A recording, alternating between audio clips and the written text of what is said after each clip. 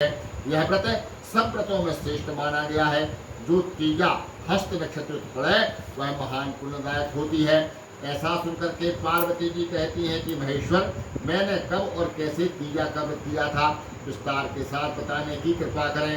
इतना सुनकर के भगवान कहते हैं कि हे उमा, हिमाचल पर्वत के ऊपर तुम महारानी रानी से पैदा हुई थी। तुमने बचपन से ही भगवान शंकर की आराधना को आरंभ कर दिया था और हिमालय की गुफा में जाकर के तुम भगवान शंकर के ध्यान में संलग्न रही और तुमने 6 ऋतुओं में बड़ी तपस्या की। फिर वृक्षों के सूखे पत्ते खा करके शरीर को छीन किया।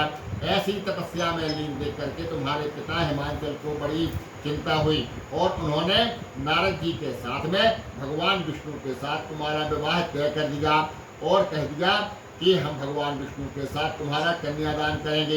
यह निश्चित हो जाने पर नारद जी ने भगवान विष्णु को ये भी बताया, तो बस भगवान विष्णु भी पार्वती के साथ में विवाह करने के लिए तैयार हो जाते हैं। जब तुम्हें पता चला कि हमारे पिता हमारा विवाह भगवान विष्णु के साथ में करना चाहते हैं, तुम हिमालय की गहन गुफा में जाकर के विलीन हो जाती हो।